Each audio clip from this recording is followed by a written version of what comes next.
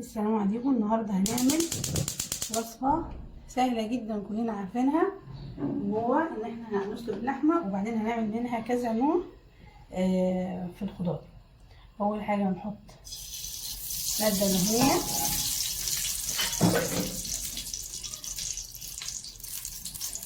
نحط معاها مستكه،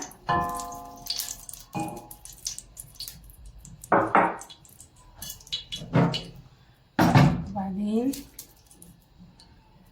نرص قطع اللحمه. انا استثناء ان احنا نديها صدمه او نصوصها.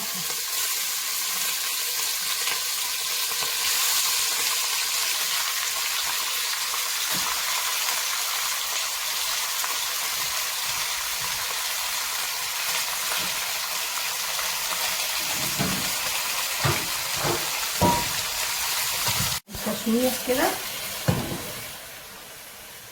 نحط بصلايه، فص ثوم، طماطمايه،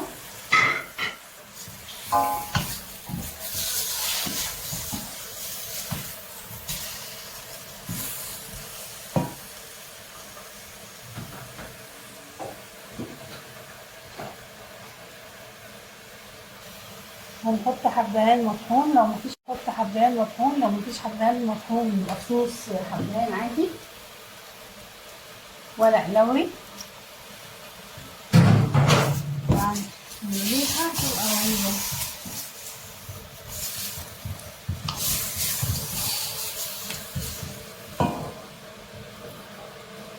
فلفل اسمر، 7 بهارات،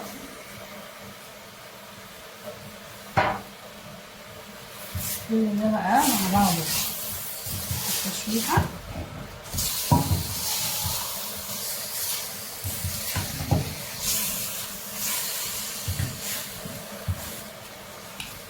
وهنحط نص معلقه سكر علشان يديها طعم حلو، يعني نص معلقه سكر.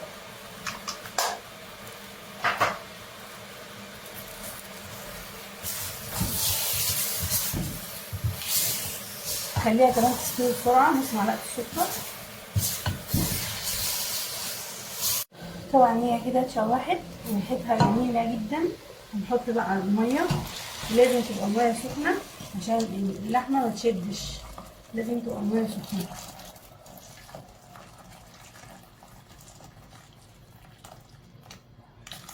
وهنسيبها بقى تستوي نص سوا عشان هناخدها نعمل بيها وصفات تانية. دلوقتي هنعمل صينيه البطاطس، وصينيه البطاطس دي بعملها بطريقتي يعني. اول حاجه هنحط البصل متقطع قطع صغيره، وبعدين نحط فصين توم، وبحط كزبره وبقدونس. احنا عندنا في بلدنا بنسميه حباش. بحط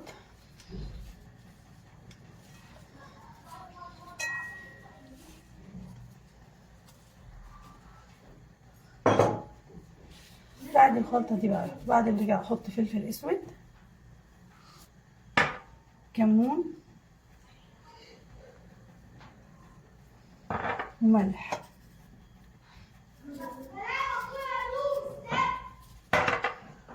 وشويه زيت.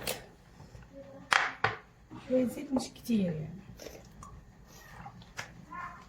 وادعك بقى الخليط ده مع بعض كده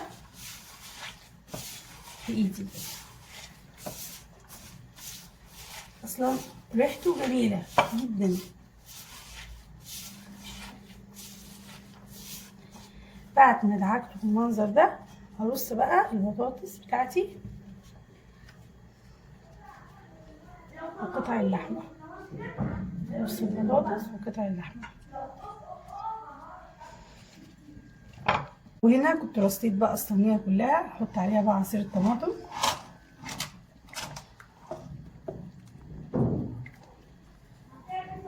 ونحطها على النار. ودي احلى صينيه بطاطس ممكن تاكلها باللحمه. ودي شكل صينيه البطاطس بعد ما خلصت. دلوقتي هنشوح لحمه لطاجن الباميه.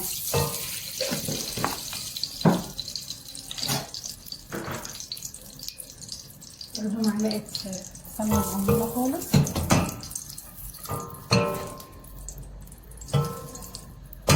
وندي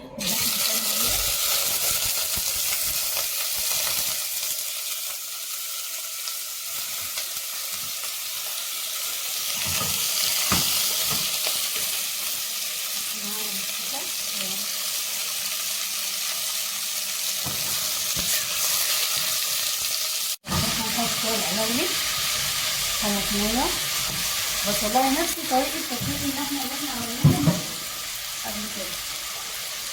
شوية فلفل اسود،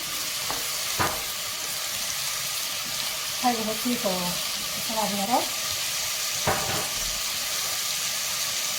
معلقة سكر، نص معلقة سكر صغننة،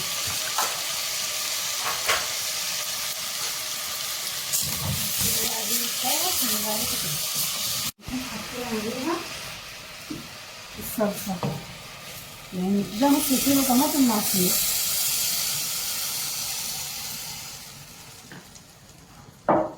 نسيبها بقى تغلى مع الطماطم وتستوي نص سوا معاها.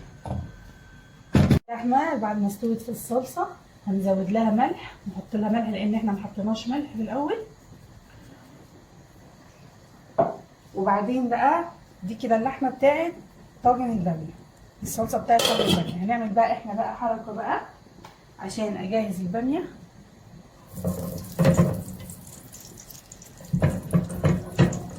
معلقه سمنه صغننه،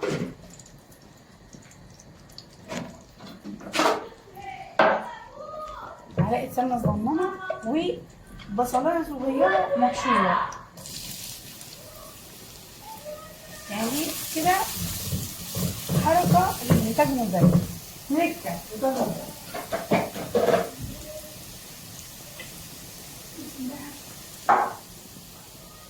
هنحط كده، هنحط معلقه توم، معلقه توم يعني التوم اللي بنحطه للباميه 3 4 فصوص توم مطحونين.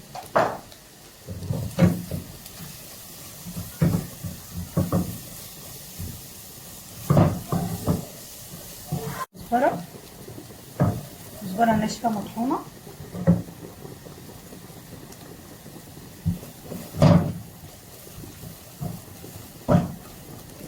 هنا في الفريزر. طبعا لو في باميه متخزنه برضو عادي، بس التكه دي تحافظ على لون الباميه. انا غسلاها ومصفياها. هنا بقى التشويحه الجامده مع الحشو.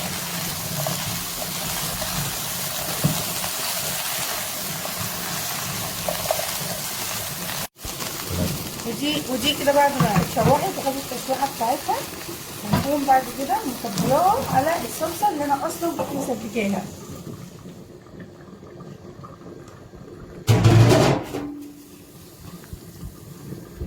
شايفين بالمنظر ده، تاخد غلوه وبعدين نحطها في الطاجن اللي احنا هنعمله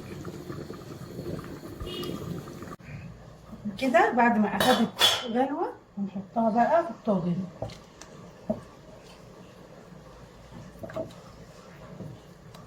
ريحتها اصلا رهيبه جدا، يعني جربوها بطريقتي، ريحتها فظيعه. جربوها بطريقتي ان شاء الله مش هتندموا ان شاء الله.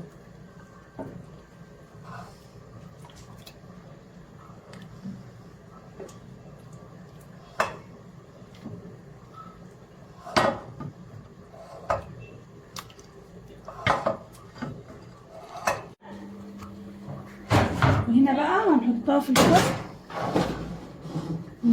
ونسيبها بقى. دي بقى طاجن الباميه هو بيستوي في الفرن، وده الشكل النهائي لطاجن الباميه باللحمه. يا رب يكون عجبكم. ودي كده تاني شكل سفرتنا النهارده، وكل سنه وانتم طيبين.